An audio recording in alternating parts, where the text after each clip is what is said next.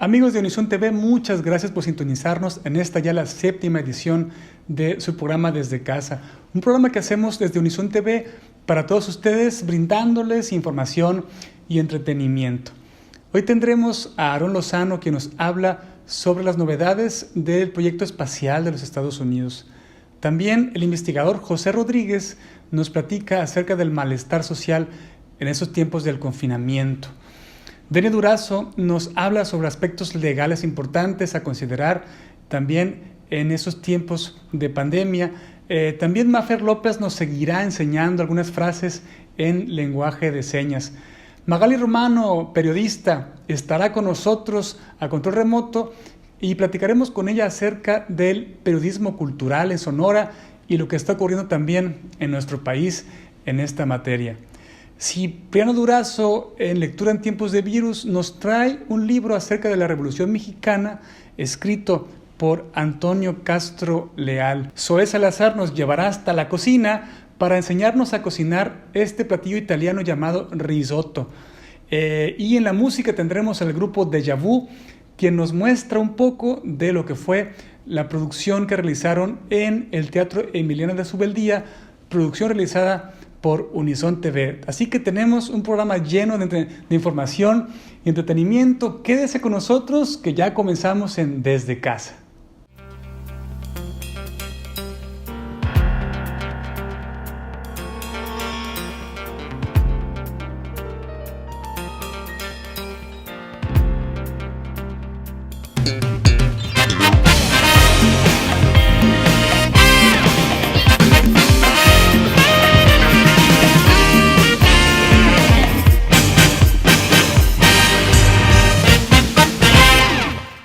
Muchas gracias por quedarse con nosotros en Desde Casa. Un tema que a mí siempre me ha interesado es el tema espacial. Y recuerdo que al leer sobre la primera expedición de la NASA a la Luna con el Apolo 11, se dijo que hubo otras expediciones después de manera secreta. Y se especulaba mucho porque después de los 70 se dice que ya el hombre no volvió a explorar la Luna. Y en fin, se especulaba que tal vez habían encontrado algún peligro, algo que les impedía regresar. Pero Aarón Lozano nos trae unas noticias interesantes que nos pueden hacer cambiar de opinión en ese sentido. Así que vámonos con Aarón Lozano. Un saludo, estimado Héctor Acosta, y a toda la audiencia de Unison TV. Después de que SpaceX hiciera historia al ser la primera compañía privada en todo el mundo en enviar 2 astronautas de la NASA a la Estación Espacial Internacional, Elon Musk, dueño de la compañía, tiene un nuevo objetivo en la mira. Y es que después de esta gran hazaña, pareciera que el paso natural o evidente sería centrar esfuerzos en una revolucionaria nave conocida como la Starship, que buscará llevar humanos a la Luna en el año 2024. Esto acorde a un correo electrónico difundido por la NSBC, donde Elon Musk le dice a todos sus empleados que Starship es ahora mismo la prioridad número 1 para SpaceX. Por supuesto, con la excepción del trabajo de asegurar que todo salga muy bien para el próximo regreso de la cápsula Crew Dragon, que traerá de vuelta a los astronautas Doug Hurley y Bob Behnken de vuelta a la Tierra. Ahora, vamos a poner un poco los datos en contexto. Starship, si bien es una nave muy innovadora, inició en 2019 su producción y se han hecho ya pruebas en Boca Chica, en el estado de Texas. Al mismo tiempo, se está desarrollando un segundo equipo de SpaceX en Florida, y a finales del año 2019, estos 2 equipos decidieron unir esfuerzos en las instalaciones de Boca Chica, donde ya se han hecho todo tipo de pruebas, prototipos y lamentablemente también ha habido fallos y también ha habido explosiones. La idea de Elon Musk es que Starship sea un vehículo totalmente reutilizable, con capacidad para 100 personas, capaz de soportar configuraciones tanto de tripulación como de carga. Además, por supuesto, de poder hacer viajes tanto a la órbita terrestre como a destinos en el espacio profundo. Exactamente, estamos hablando de la Luna y también del planeta Marte. Una de las principales razones de por qué Elon Musk busca acelerar el desarrollo de esta nave Starship es porque SpaceX fue seleccionada por la NASA como uno de los 3 proveedores oficiales para fabricar el lander lunar humano. De hecho, SpaceX no fabricará únicamente el lander, sino que Starship servirá como el sistema de transporte para llevar a los astronautas de la Luna Gateway de la NASA a la superficie de la Luna en el año 2024. Sin duda alguna, esto es un tema muy interesante que va a dar mucho de qué hablar de aquí a los próximos años, específicamente hasta el 2024. Hay que estar muy pendientes. Mi nombre es Aaron Lozano y nos vemos la próxima semana. Un saludo. O sea que ahora la NASA va a poner a disposición de cualquier persona el viajar al espacio. Ahora habrá turistas espaciales. Interesante, pero no me quiero ni imaginar los precios de estos boletos o de estos viajes al espacio, ya que pues imagínense los costos de un viaje al espacio. Pero bueno, estaremos pendientes de estas novedades de estos viajes al espacio del 2024. Pero regresando a la Tierra, usted sabe que estamos viviendo un momento muy difícil.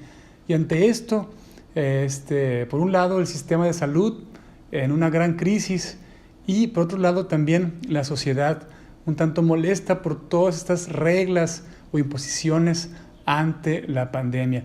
Vámonos con el investigador José Rodríguez, quien nos habla sobre el malestar social en tiempos de confinamiento.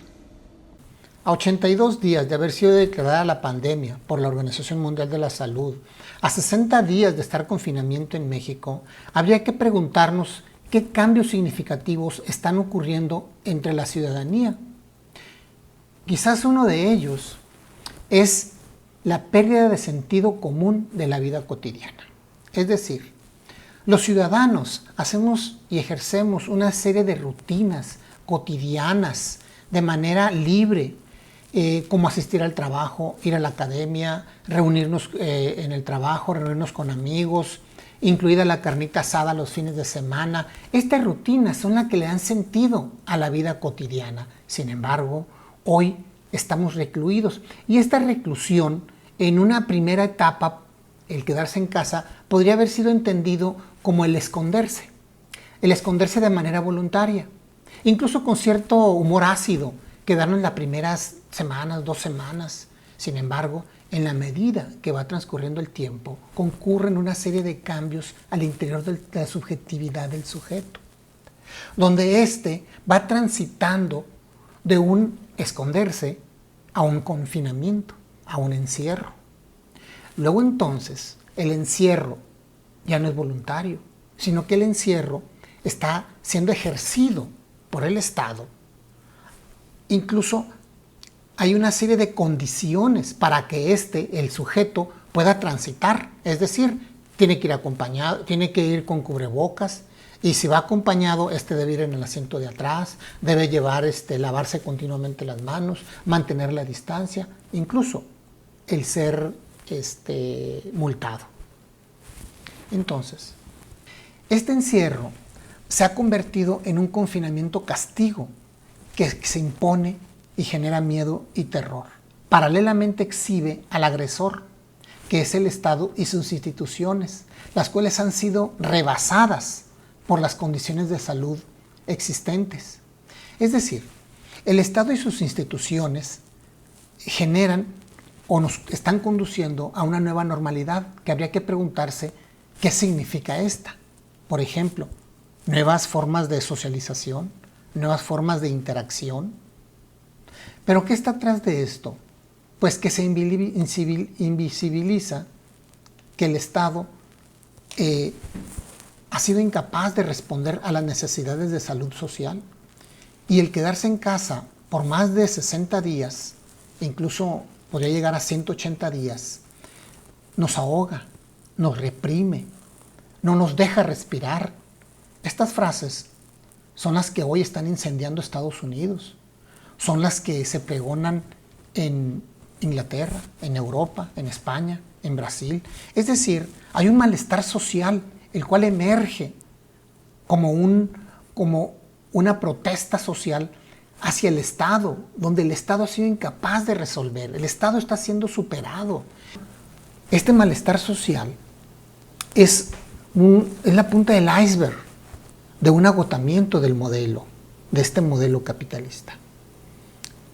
Entonces, el confinamiento nos está conduciendo a este malestar social, que habría que preguntarnos cuáles serán las otras o nuevas condiciones de un estado de bienestar? ¿Estaremos frente a un nuevo pacto social? Eso lo veremos en la próxima cápsula. Muy cierto lo que dice el investigador José Rodríguez.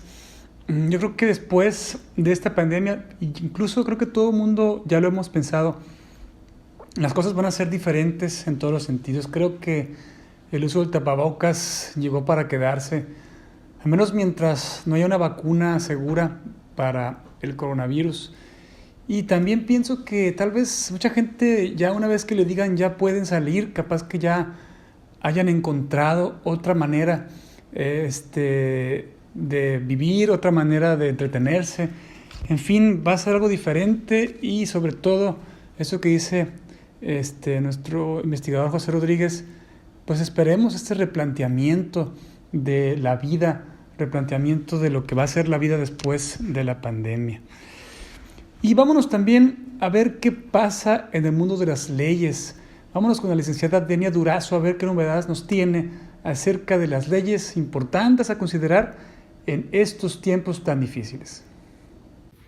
Hola, ¿qué tal amigos que siguen el programa desde casa a través de Unison TV? Es un gusto para nosotros saludarles de nueva cuenta y compartir de nuevo su espacio. De acuerdo con el numeral 115 del ordenamiento laboral, cuando un trabajador fallece, con independencia del motivo o las causas de su deceso, sus beneficiarios tienen el derecho de percibir las prestaciones e indemnizaciones pendientes de cubrir. También tienen derecho a ejercitar las acciones y dar continuidad a los juicios que se hubieran quedado pendientes sin necesidad de promover previamente por la vía civil un juicio sucesorio. Basta con que acudan al Tribunal Laboral y que también bajo sus lineamientos promuevan un juicio especial de declaración de beneficiario, también conocido como aviso de muerte, cuyo objetivo es el de determinar quién o quiénes y en qué proporción habrán de suceder al trabajador fallecido en sus derechos laborales. La misma disposición establece que el pago hecho en cumplimiento de la resolución libera al patrón de la responsabilidad de un pago doble. Esto quiere decir que si el patrón hace el pago a quien no corresponde o a una persona errónea, deberá de cubrir nuevamente dichas prestaciones a favor de quien, de acuerdo a la resolución emitida por el tribunal, le corresponda.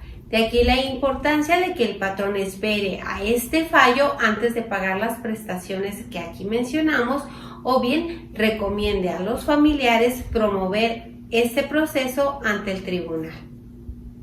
¿Qué pasa en caso de que surja una reclamación posterior por personas que también se consideran beneficiarias del trabajador que ha fallecido? En este caso, estas personas tienen aspectos muy importantes que demostrar. El primero de ellos es que son verdaderamente quienes dependían económicamente del trabajador. Y segundo, que se encuentran activamente legitimadas para intervenir en este proceso. Si a la fecha de su intervención el patrón ya cubrió la indemnización en base a una resolución emitida por el tribunal, él no tendrá mayor responsabilidad a pesar de que pueda resultar que ese pago fue equívoco o erróneo, pues el solo hecho de haberlo cubierto en base a la resolución del tribunal lo exime de responsabilidad. En cuanto a las personas que se presentaron en forma posterior a deducir sus derechos, estas podrán hacerlos válidos y deducirlos a su vez en contra de aquellos beneficiarios que recibieron indebidamente esta prestación. Es muy importante tomar en cuenta que las acciones de los beneficiarios prescriben a los 2 años contados a partir del día siguiente en que ocurrió el fallecimiento del trabajador. Continuemos con nuestro compromiso de responsabilidad social y hagamos un mayor esfuerzo por acatar las recomendaciones de las autoridades y hagamos un último esfuerzo por mantenernos en casa. Como siempre, esperamos que nuestros comentarios les sean de utilidad. Nuestro equipo virtual sigue a sus órdenes en nuestras plataformas y nuestras redes sociales. Gracias. Muchas gracias, Denia Durazo, por toda esta información que nos dejas tan importante y tan interesante. Ahora quisiera que fuéramos con nuestra amiga Mafer López, quien nos va a seguir enseñando más acerca del lenguaje de señas. Fíjense que hay gestos que resumen palabras o frases. Vámonos con ella para seguir aprendiendo todo este universo tan interesante.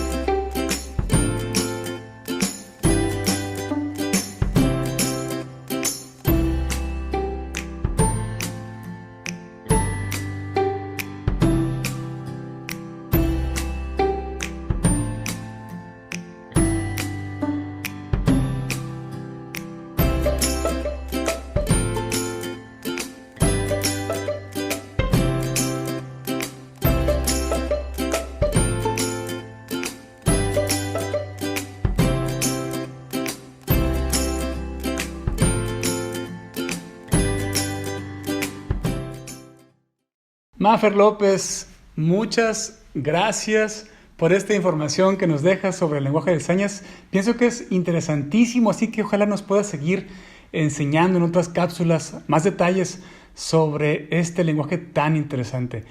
Y ya está con nosotros enlazada la periodista Magali Romano. Los invito a platicar con ella. Voy a poner mi computadora para que podamos platicar en vivo y en directo. Y ya estamos platicando nada más y nada menos que con la periodista Magali Romano. Magali, ¿cómo estás? Hola, ¿qué tal, Héctor? Pues muy bien, muy contenta de que me invites aquí a tu espacio. Se me hace raro porque pues estamos al revés, pero bueno, todo bien. Al revés. Es la segunda vez que Magali y yo estamos al revés. Es decir, yo en la parte de entrevistador y ella la entrevistada. La primera vez fue en el FAO del 2019. Así es. Creo, Muy interesante. Sí, estuvo interesante y en aquella ocasión nos platicabas, me acuerdo bueno, todo ese insight que absorbe un periodista cultural hasta la hora de llegar a un festival. Me platicabas, ¿no? Que empiezas, llegas y hasta ves carteles, cosas, programas y te das esta idea de todo lo que ocurrió antes de la apertura del festival, ¿no? Así es. Bueno, ahora, en estos tiempos todo el mundo habla sobre qué va a pasar con las artes, con los públicos, con el artista, pero nadie habla sobre qué va a pasar con la gente que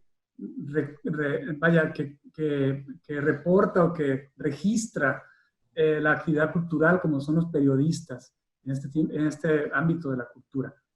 ¿Cómo observas tú el futuro cercano del periodismo cultural? Fíjate, Héctor, que es muy buena pregunta. Yo misma no sabía, así como tú o como muchos, cómo íbamos a regresar. Mi programa Cóctel en Telemax estuvo en pausa desde el principio de la cuarentena también. El motivo básicamente es que Telemax transmitía hasta hace poquito la primaria, la barra de primaria, entonces algunos programas se recorrían para fin de semana.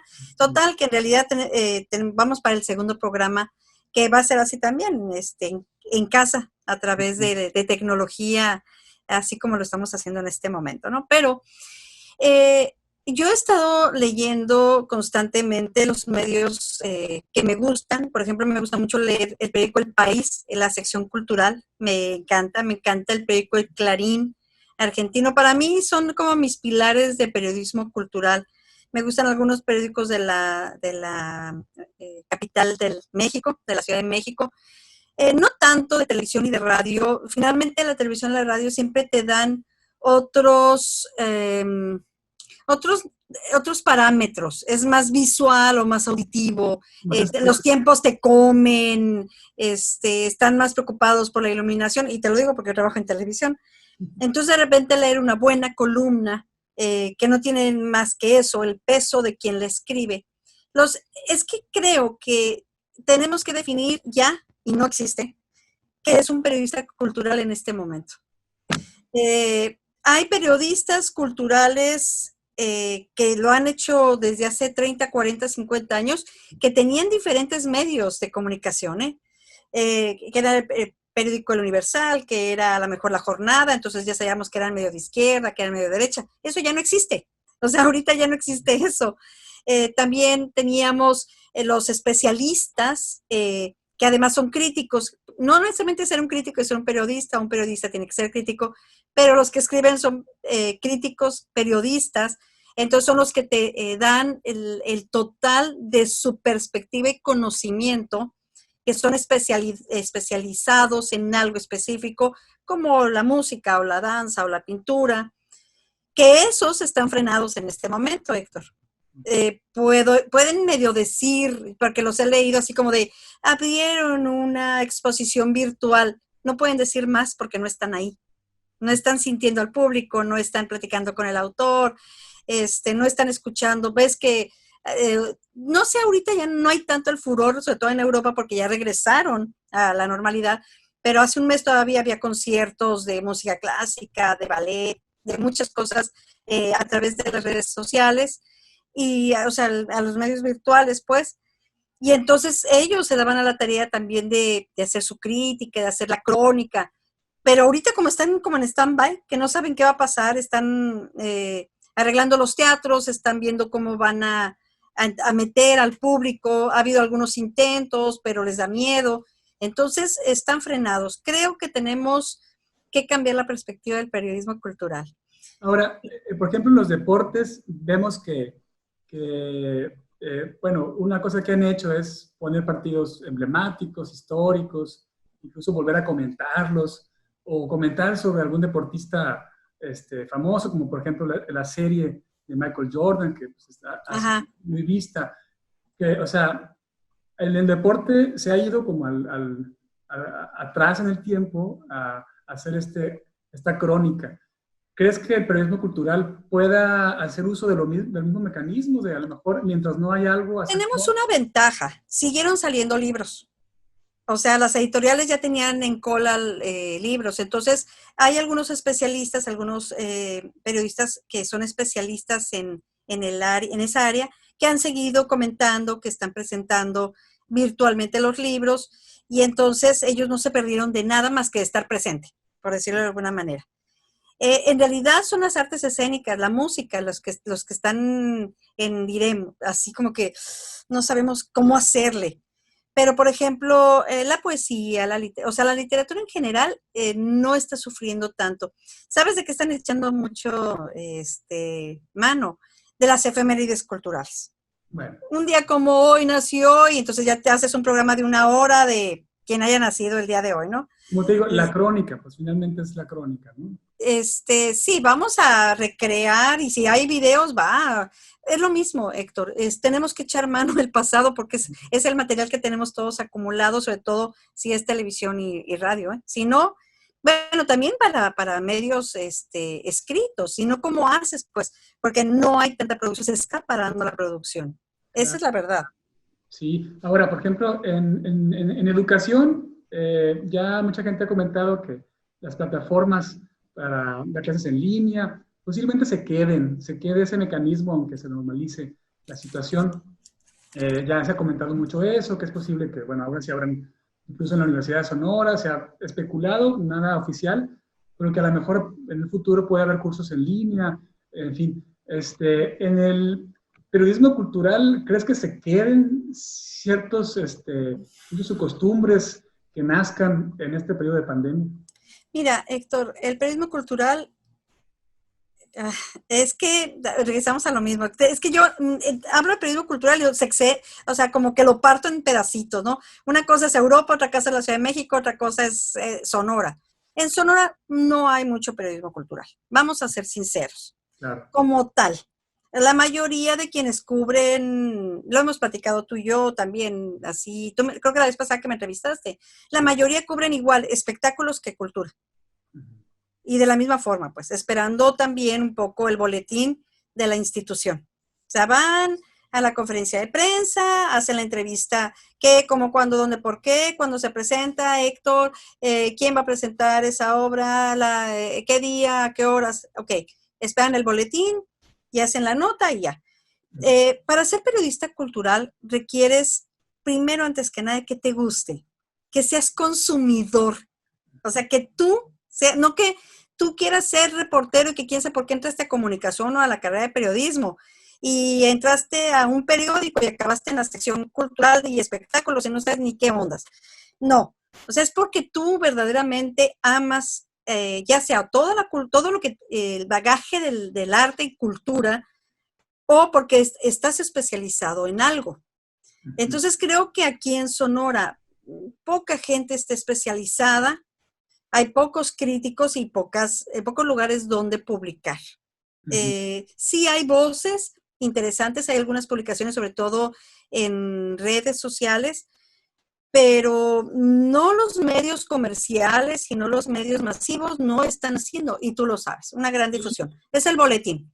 Sí, sí, claro. Ahora, yo creo que surgen figuras, voy a citar a un amigo mío y le mando un saludo, el doctor Santillana, le mando un gran abrazo, lo pongo como ejemplo, y yo a lo mejor me cuelo un poco también en Univisión TV, pero salen figuras como el doctor Santillana, que no son periodistas, pero digamos, él es escritor, y de alguna manera hacen cierto trabajo de medios, dando opinión, sobre el arte, pero no son periodistas, pues, ¿no? Son más artistas realmente hablando sobre una opinión de arte. Entonces, de alguna manera, su opinión puede ser tomada como algo subjetivo, pues finalmente, ¿no? No como un trabajo periodístico. Es que, Héctor, estamos metiendo, me estás metiendo en... a ver, ahí va. Creo que para que haya un verdadero periodismo cultural tiene que ver, ya lo dije, no nada más el gusto, sino el bagaje cultural. Pues no lo quería decir. O sea, tienes que consumirlo, pues tienes que ir a los eventos culturales, tienes que conocer a los artistas, pero no porque tengas que, porque es tu trabajo, sino porque te gusta, porque dices, ay, hay un concierto de la orquesta, voy a ir. ay, hay una exposición, me encanta esa pintora, la conozco muy bien y además me gusta la tendencia que lleva, he visto cómo evoluciona. O sea, es como que algo como a los que les gusta la policíaca también. Hay a quien se sabe los nombres de los narcos y se sabe los nombres de todo mundo. Y a mí me maravillan, Héctor. O sea, a mí me llama muchísimo la atención esa facilidad que tienen. A mí no se me da. O sea, a mí no se me da. A ellos sí. A mí se me da más bien por el lado de los libros, por el lado de la música, por el lado de la entrevista. Me gusta mucho saber qué está pensando el creador. Me interesa mucho ese puente. Me interesa humanizar al creador frente a la gente, que a lo mejor no consume tanto cultura y arte. Que de repente le explique cómo es que llegó a donde llegó y entonces que la gente diga, no es tan difícil, puedo ir y no necesito un zorro y necesito ir entaconado y comprar un boleto de $10,000. O sea, no es cierto, me lo dan gratis en el Instituto Nacional de Cultura. Creo que estamos fallando en eso en los medios de comunicación, que no le apuestan a la cultura y no le apuestan a periodistas culturales. Y dos, y siempre lo he dicho, faltan críticos en Sonora. Ya era tiempo para que hubiera críticos, pero hay un pequeño problema. Yo siempre he dicho que Sonora es como una especie de Macondo. Todos nos conocemos. O sea, aunque te vayas a Huachinera, resulta que el señor de la tiendita es tío del cuñado del señor que vive enfrente de ti, Héctor. Que además me manda saludos a mí. Que además, pues, conoce a tu prima. El señor que vive a un lado tuyo, si le buscamos, nos conocemos, él y yo. De verdad. Claro. No sé cómo, no pasa en ninguna otra parte del mundo.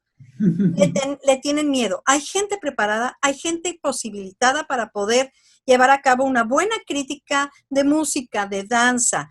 Y yo creo que lo estoy diciendo y se te están apareciendo a ti nombres. Fulano podría ser de danza, de música. Pero luego dirían, ay, no, se me van a echar encima. Ay, no, sus amigos son mis amigos y se van a enojar conmigo. Entonces, hay un impedimento. Tendremos que traer gente de fuera para que no se involucrara con nadie y pudiera hacer su trabajo. ¿Y quién va a pagar eso? Claro. La crítica funciona, no, o sea, la gente cree que la crítica es para destrozar y no. La crítica es muy rica, es decir, sí, lo hiciste bien, pero ya es momento de crecer, ya es momento de hacer, ya no podemos seguir haciendo conciertos de películas, o sea,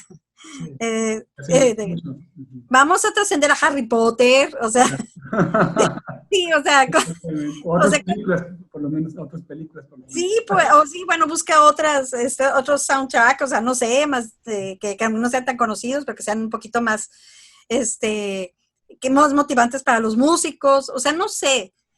Creo que nos falta esa primera parte y sí nos faltan creer en los periodistas culturales, pero los medios mandan a muchachitos que van emocionados a los eventos, pero igual también van más emocionados al Expogan.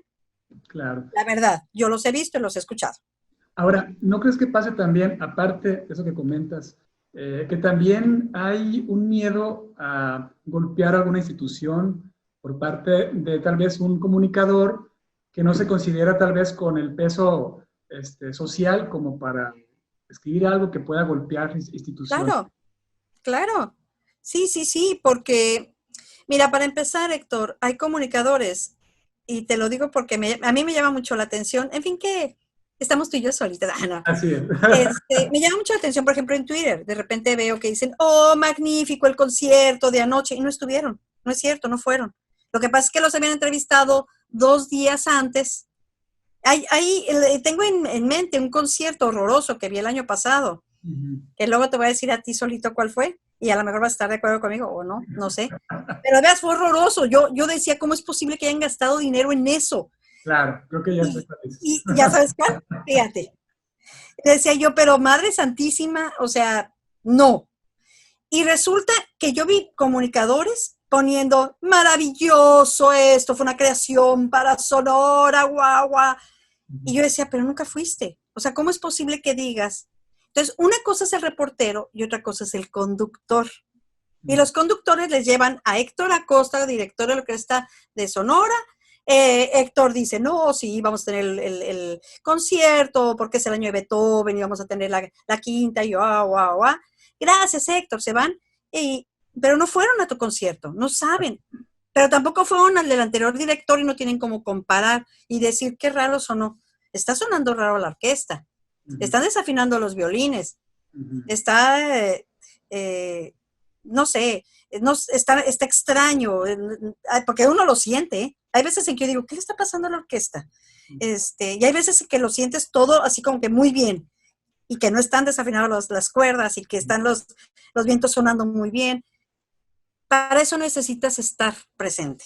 Claro. Pero pues, si vas a una conferencia de prensa y estás esperando el boletín o nada más tienes una entrevista y no vas, es muy difícil que hagas periodismo cultural. Claro. Tienes que estar. Sí, ahora yo voy a comparar con un término que usan los sociólogos, el insider y el outsider. Claro. Debe ser un periodista que sea un insider del ámbito cultural, ¿no? Que sea parte, que ya se considera parte de un gremio.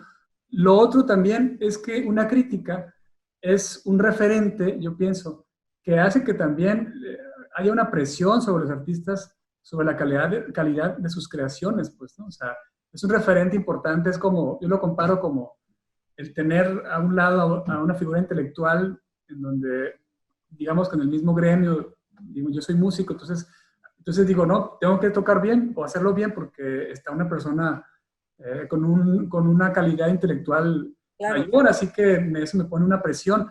La crítica, digamos que funge como ese punto de equilibrio para las calidades artísticas. Yo creo que sí es una presión. Hay gente, y tú lo sabes, en lugares como Francia, como España, que se vuelven locos, en Alemania, o sea, un estreno de una puesta y saben que va a ir tal y tal y tal crítico. Es una presión que se pueden ir después de la presentación al hospital porque están esperando al día siguiente la crítica, porque está invertido dinero, porque está invertido tiempo, porque está invertido el prestigio. Y que a lo mejor un simple plumazo, bueno, ya no se usan los plumazos, pero una simple frase puede destrozar tu trabajo entre años. Y que además mucha gente sigue a los críticos porque confían en su conocimiento. No es crítica por crítica, no es qué feo estaba vestido el director. No, es ¿cómo es posible? Yo he visto críticas, por ejemplo, muy interesantes, así le aprendí a las puestas de ópera contemporáneas, Héctor, que de repente yo era así como que medio reacia, así como que decía yo qué cosas tan raras, hasta que de repente empiezas a leer esas críticas y te das cuenta que por ellos entiendes, porque te contextualizan, porque te plantean y dices, ya le entendí. Y entonces te buscan, también como que educan un poco al público, pero no estoy muy segura si los artistas también quieren salir de su zona de confort aquí. Para eso tendrías que estar saliendo de tu zona de confort. Sí, yo creo que yo siento esto como que nadie se atreva a dar ese primer paso, ¿no? Por ejemplo, para la crítica o también para el artista el permitirse ser criticados, pues, ¿no? Porque todo el mundo está consciente de que hace falta, pero nadie da esa iniciativa definitiva. Pero bueno, yo creo que una cosa llevaría a la otra, una crítica.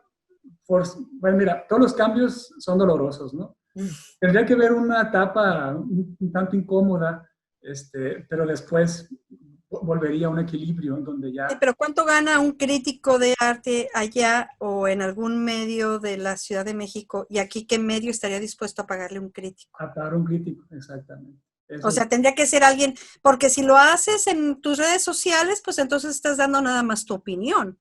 Claro. O sea, un medio, para ser un crítico te tiene que avalar un medio de comunicación. Así es. Entonces, es muy complejo. El mundo del periodismo cultural y de la crítica, que va muy de la mano. Yo no me atrevo a criticar, Héctor, ¿eh?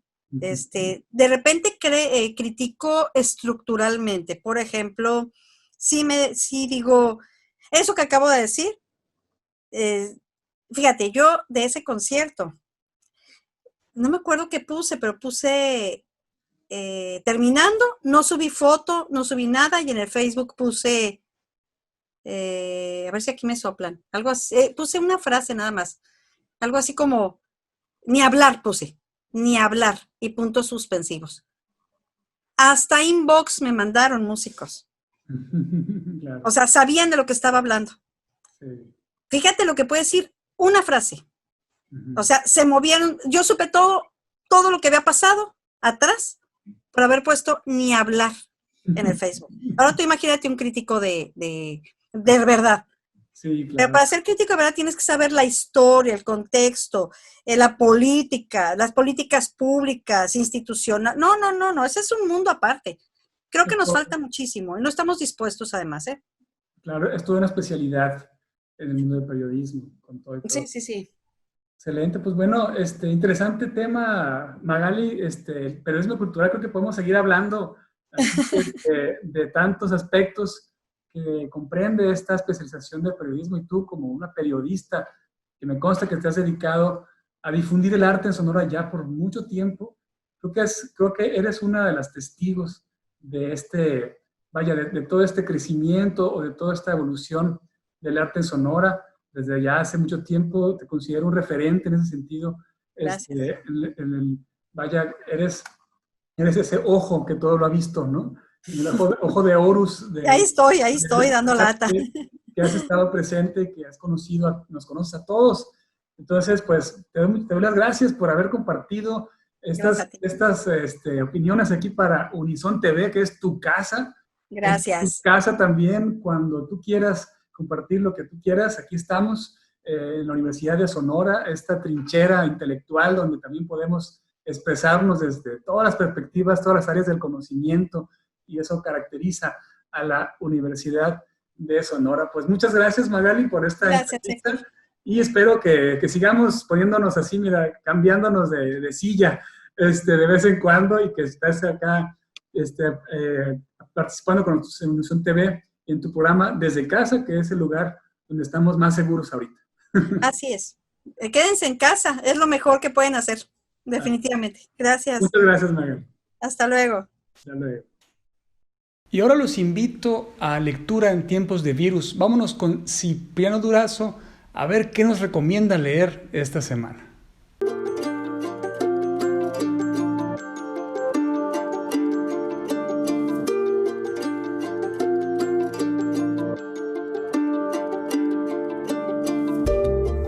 ¿Qué tal, amigos de Canal 8, La Señal del Saber? El día de hoy voy a hablar de los libros míos de pasta dura, que se hacen a veces en 2 tomos. Esto como un seguimiento a la literatura del educante y del educado, y que tengan un seguimiento en la rutina académica. Se trata de la literatura, la novela de la Revolución Mexicana en 2 tomos, de Antonio Castro Leal, de Los 7 Sabios de México, donde recopila lo que es la literatura de la Revolución Mexicana. Hay que recordar que mientras estaba la gesta revolucionaria y antes de que existieran las bases jurídico-políticas de su asentamiento por-revolucionario, muchos de los personajes que asistieron a ella la fueron narrando después de que se asentó la fuerza guerrera en nuestro país. De tal suerte que hay personajes tan valiosos como Nelly Campobello, Mariano Azuela, José Vasconcelos, también el maestro Agustín Vera, José Rubén Romero, también otro clásico de la literatura de la Revolución Mexicana, Gregorio López y Fuentes, Francisco Eli Urquizo, José Mancisidor, Rafael F. Muñoz, Mauricio Magdaleno y Miguel N. En este compendio de personajes que hablan de la Revolución Mexicana, era muy importante para el siglo XX rescatar la historia de la Revolución Mexicana en manos de quienes la vivieron. Hay que recordar que muchos de ellos, aparte de ser escritores, recopiladores y vividores de la Revolución Mexicana, es que vivieron en la Revolución Mexicana, lo que se aprovecharon de ella, después les tocó, sí, tener puestos de máxima autoridad en sus estados, como el caso de Agustín Yáñez, que aparte de un gran escritor que vivió la historia de la Revolución Mexicana, pues también fue gobernador del estado de Jalisco. En el prólogo hay un dato interesantísimo, cómo se lo dedica Castro Leal como buen intelectual a la memoria del gran prócer Francisco I. Madero, cuyo incorruptible patriotismo, magnífico valor ciudadano y gran espíritu apostólico hicieron posible la Revolución de 1910, incorporándolo al agradecimiento nacional junto a Miguel Hidalgo y Costilla, héroe de la Independencia, y Benito Juárez, héroe de la Reforma, Antonio Castro Leal, de Los 7 Sabios de México. Leamos, pues, la historia de la Revolución Mexicana en 2 tomos. Muchas gracias. No cabe duda que la Revolución Mexicana tiene episodios interesantísimos Y hay que tomar nota de este libro que nos recomienda Cipriano Durazo, de Antonio Castro Leal. Y ahora vámonos a la cocina de Zoé, quien ya está preparando todo para enseñarnos a cocinar el risotto, este platillo italiano tan especial, así que vámonos con ella. Hola a todos, yo soy Zoe Salazar y en esta ocasión voy a cocinar un risotto. Los ingredientes que voy a utilizar son hongos cremini, hongos deshidratados, tocino, romero, cebolla, queso parmesano rallado, ajos, mantequilla, un vino blanco seco y caldo de res. Lo primero que voy a hacer es hidratar los hongos secos con un poco de caldo de res y los reservamos. El siguiente paso es picar el tocino en trozos pequeños, poner a calentar nuestra olla y verter un poco de aceite de oliva. Posteriormente agregamos el tocino dejando que se dore casi por completo. Picamos la cebolla también en trozos pequeñitos y la invitamos al festín de la olla. Seguimos con nuestros hongos cremini. Los rebanamos no muy delgados para poder sentirlos a la hora de disfrutar el platillo. Los agregamos y dejamos que se empapen de sabor. Mientras vamos abriendo este delicioso vino que va a servir para dos cosas: hidratar nuestro risotto y relajarnos mientras lo preparamos. Cheers. Salud. Continuamos con nuestro mejor aliado en la cocina y en la salud, el ajo. Igualmente lo picamos finito y lo agregamos. ¿Se acuerdan de los hongos que estábamos hidratando? Pues es momento de sacarlos, cortarlos en trozos más o menos pequeños y agregarlos a la olla. El siguiente paso es agregar el arroz arbóreo. Este arroz es especial para hacer nuestro risotto y su característica es que tiene mucho más almidón que el arroz común, así que nos ayuda a que el risotto en camino tenga una textura más cremosa. Dejamos que los granos de arroz se doren ligeramente con los ingredientes y empezamos a hidratar poco a poco y cada vez que veamos que la mezcla se seca. Primero con el caldo que quedó cuando hidratamos los hongos secos, después con el resto del caldo y por último con el vino. Poco a poco, con mucha paciencia, revolviendo bastante seguido hasta darnos cuenta que el grano de arroz está totalmente cocido sin que se nos cosa de más para que no se destruyan los granos de arroz. Cuando la mezcla está como la queremos, cremosa y cocida, apagamos el fuego para agregar unos cubos de mantequilla, siguiendo con bastante parmesano. Sin miedo, buscamos tupirle de sabor y más textura cremosa a este platillo. Revolvemos y tapamos, le damos unos minutos para poder servir. Ahora sí, nuestro señor risotto está listo. Lo pueden nevar con otro poco de parmesano y romero para hacerlo más atractivo. No se les olvide servirse más vino y acompañarlo con buena música. Nos vemos a la próxima. Gracias, Zoé Salazar, por este platillo, el risotto. Ya lo noté, así que trataré de hacerlo el fin de semana. Ya te contaré si me sale. Muchas gracias. Y bueno, el tiempo se nos ha terminado. Gracias por haber estado con nosotros en esta edición de Desde Casa. Si a usted le gustó el programa, compártalo. Se queda almacenado en el Facebook de Unison TV. Y también, si nos vio a través de la señal de televisión, gracias por seguir la programación de la televisión universitaria. También quiero recordarle que la jornada Quédate en Casa sigue. Así que si usted tiene que hablar con ciertas personas o tiene una reunión de trabajo, hágalo a través de las plataformas digitales que están a nuestro alcance. Hágalo en el lugar más seguro, desde casa. Y bueno, mi nombre es Héctor Acosta y estuvo en los controles técnicos de producción Germán Durazo. Voy a dejarlos con música, con la música del grupo Déjà Vu, quienes nos traen algo de una producción que se realizó en el Teatro Emiliana de Subeldía. Así que nos vemos la semana que entra en otra edición de Desde Casa y recuerde que hoy puede ser su mejor día.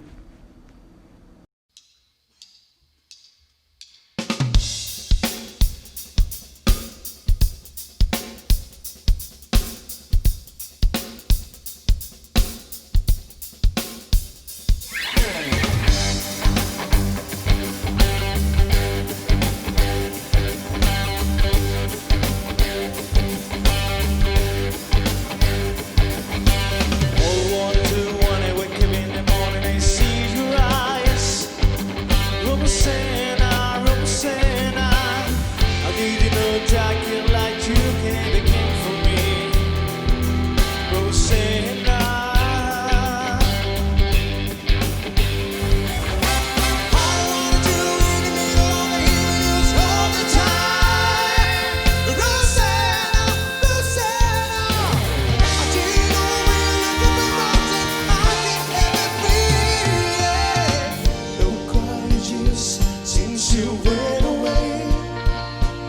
sé.